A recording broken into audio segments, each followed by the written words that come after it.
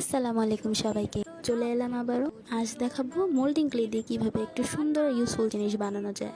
প্রথমে আমি moulding clay নিয়ে নিয়েছিলাম, তারপরে একটা পেপারে হার্ট শেপ করে কেটে নিয়েছি। ক্লেটাকে একটু বেলে নিব। বেলে নেওয়ার পরে আমি কেটে রাখা হার্ট শেপটা বসিয়ে দিলাম। এখন এটাকে আপনারা চাকু অথবা অ্যান্টি কাটার দিয়ে সুন্দর করে কেটে নিতে পারেন। তুলে নেওয়া ক্লেটুকু দিয়ে এখন বাকি কাজটা আমি সেরে নিব।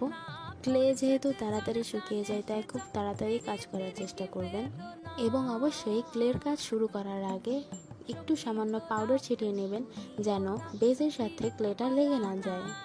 এবার সামান্য পানি ইউজ করে আমি বর্ডার এবং বেসটাকে অ্যাটাচ করে দিব। ক্লেতে পানি ইউজ করলে সুন্দর একটা স্মুথ সারফেস ক্রিয়েট হয়। আমরা যেভাবে ছোটোবেলায় কাদামাটি দিয়ে কত কিছু বানিয়েছি, ঠিক সেরকমই এইটার কাজ। আমার কাছে ক্লেয়ার অ্যামাউন্টও কম ছিল, আপনারা চাইলে একটু বড় করেও বানাতে পারেন। এগুলো দিয়ে আমরা বিভিন্ন ডেকোরেটিভ আইটেম বানাতে পারি এবং ঘর সাজানোর জন্য সুন্দর শোপিসও মেক করতে পারি। অবশ্যই জানাবেন আপনারা আমার থেকে ক্লে এর ওপর বিভিন্ন নতুন নতুন আইডিয়া চান কি না, কমেন্ট করে জানাবেন। আমার কাজ অলমোস্ট শেষ। এবার আমি এটাকে রোদে শুকাতে দেব। শুকানো হয়ে গেলে দেখতে কিছুটা এরকম লাগে। এবার রং করে নিব। আমি ফার্স্টে হোয়াইট কালার দিয়ে বেসটা দিয়ে নিচ্ছি, যাতে করে আমার রং করতে সুবিধা হয় আর রংটা সুন্দর করে বসে। তারপর আমি হার্ট শেপ করে প্রত্যেকটা আলাদা আলাদা শেপ দিয়ে নিব।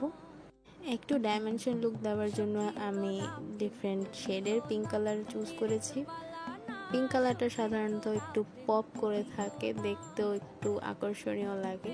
রং করার জন্য আমি ক্যামেলের অ্যাক্রিলিক কালারটি ইউজ করেছি।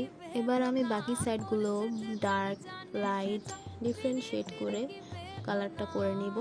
কালারটা খুবই স্যাটিসফাইং লেগেছে আমার কাছে। রং করা অলমোস্ট শেষ।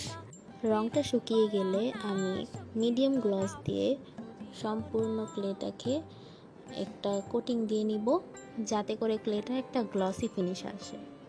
গ্লস দেওয়া হয়ে গেলে এখন আমি এটাকে রোদে কিছুক্ষণের জন্য শুকাতে দেব। শুকানো শেষ। আমি এখন এটাকে একটা সেফটি পিন হোল্ডারের মতো ব্যবহার করব, তাই বানিয়েছি। অবশ্যই জানাবেন আইডিয়াটা কেমন লেগেছে এবং সাথে থাকবেন। আল্লাহ হাফেজ।